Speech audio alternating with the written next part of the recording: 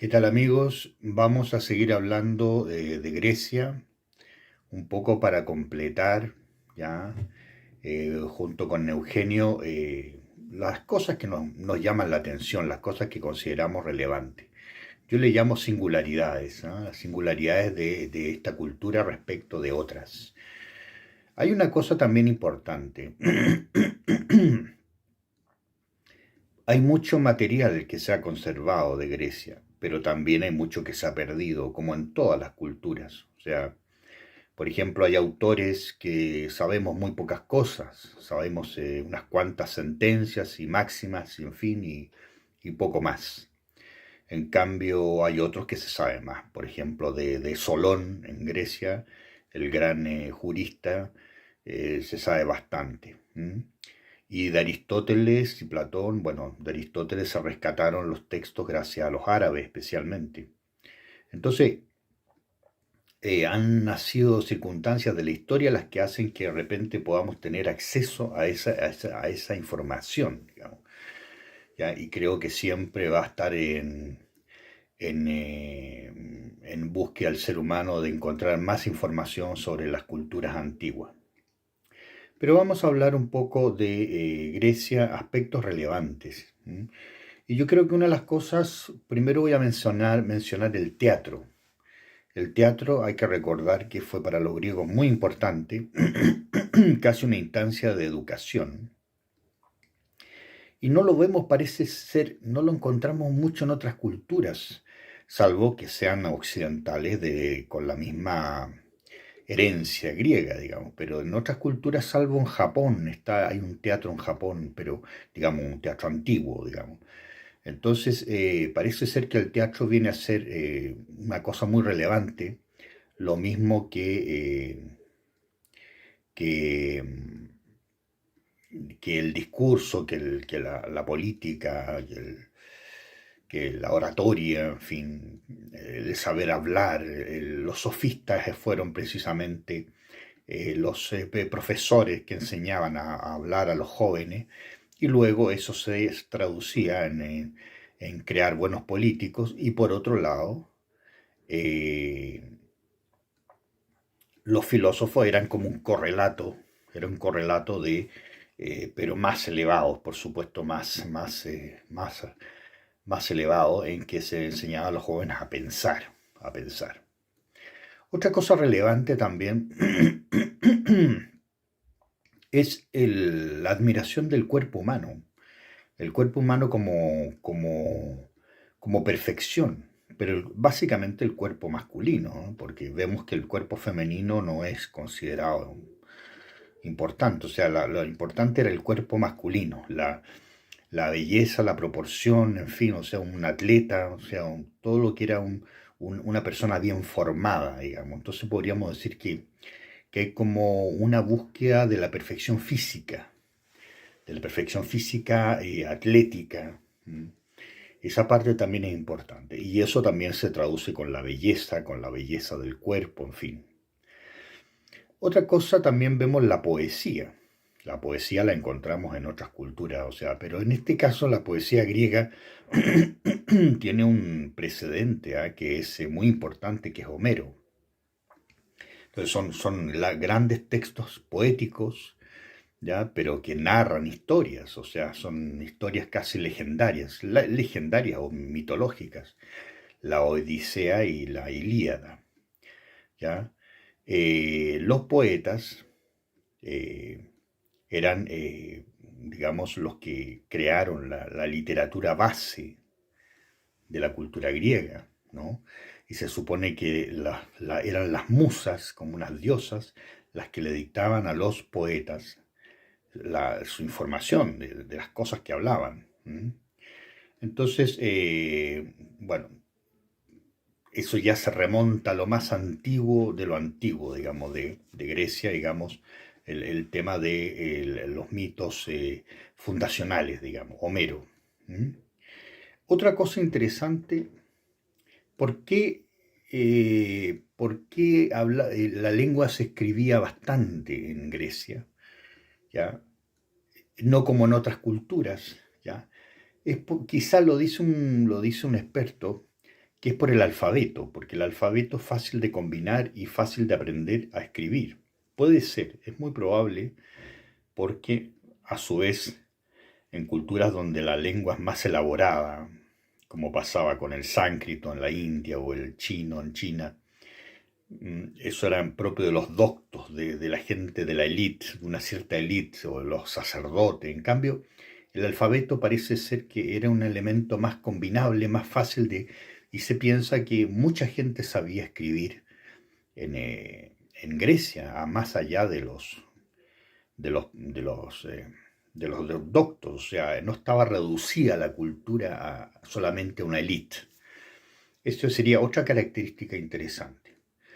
Y otra también, ¿por qué eran librepensadores? En el sentido de que respetaban las diferentes opiniones y todo eso. Hay que pensar que eran politeístas. Y ellos veneraban a cada uno a su dios. O sea,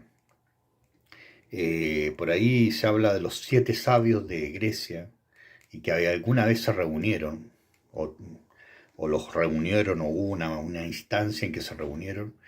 Estamos hablando de los más importantes, Tales, en fin, Heráclito, en fin, en algún momento se reunieron algunos y cada uno tenía su dios, cada uno veneraba a un dios distinto dentro de la cultura griega. Pero hay algo que unifica a Grecia, que es esos mitos fundacionales. Ya, sin ir más lejos, Alejandro Magno, cuando ya va a comenzar sus campañas, visita lo que habría sido la tumba de Aquiles, que digamos sería el héroe fundacional de Grecia. Entonces siempre encontramos en las culturas algo que unifica, algo que unifica.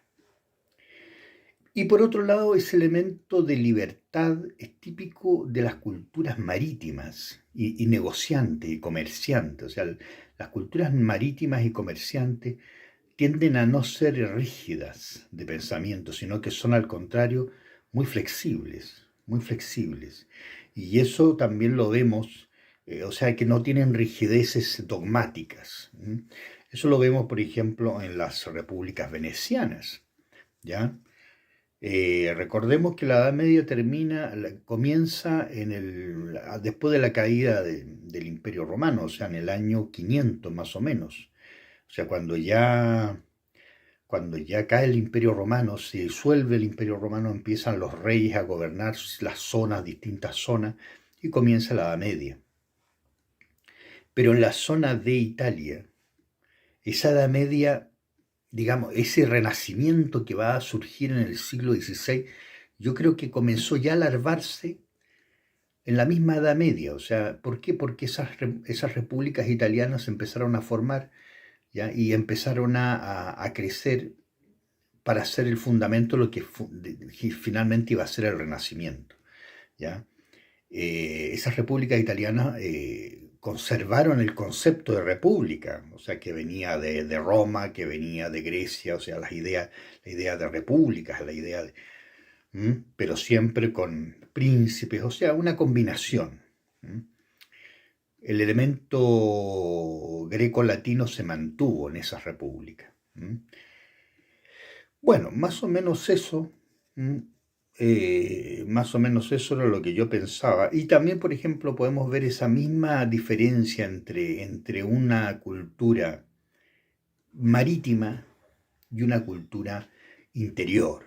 O sea, una cultura, por ejemplo, Egipto, cuando ya están las finales, ya en la total decadencia de las últimas dinastías, surge Alejandría. Y Alejandría, obviamente, va a ser donde está el delta del Nilo, viene a ser la zona donde viene todo lo extranjero, todo lo extraño a Egipto, viene por Alejandría. Pero también de ahí Egipto saca sus productos hacia esas otras culturas. Lo helénico viene por Alejandría hacia Egipto. Pero el Egipto profundo no tiene nada que ver con ese mundo de allá del mar Mediterráneo. El Egipto profundo es un Egipto que había sido más hierático, más estricto, más con sus grandes monumentos, con sus grandes doctrinas, sus dioses y todas sus cosas. Entonces son diferencias de pensamiento, diferencias de pensamiento. Entonces, y tenemos también, dijimos que aparece un señor que se llama Solón, que fue el gran, el que creó como el elemento justiciero, el que buscó tratar de quitarle a la aristocracia sus excesivos privilegios, y dar y equilibrar la balanza, digamos, social. Y fue Solón el que creó muchos elementos de justicia social dentro de Grecia. Entonces podemos decir que, claro, que fue una cultura muy interesante que creó una lengua que se propagó por todo el Mediterráneo, llegó hasta España, llegó, ¿ya? Y dio pie para la creación del surgimiento de estos grandes filósofos, ¿no? O sea, que eso no se puede negar. Esa como libertad de pensamiento era derivada del politeísmo, ¿ya? El tema del teatro, el tema del hablar, los sofistas, ¿ya? Que preparaban a los jóvenes para la política, ¿ya? Aprendieran a hablar, a discursiar, por decirlo, y eso creó la base para el surgimiento de pensadores que ya razonaran con lógica, ¿ya? Entonces, más o menos, eso quería conversar, de que tenemos esas singularidades y que luego se van a transmitir al mundo occidental, porque el mundo occidental recoge esas cosas, recoge el discurso, la política, la política del diálogo, la política de la discusión. Todo eso lo recoge Occidente y luego se viene a plasmar en el Renacimiento, y después viene en la época después de las revoluciones francesas, en fin, de alguna manera el concepto de república democrática es algo que se empieza como a sentar en la cultura occidental. Más o menos eso quería destacar del mundo griego. ¿M? Del mundo griego.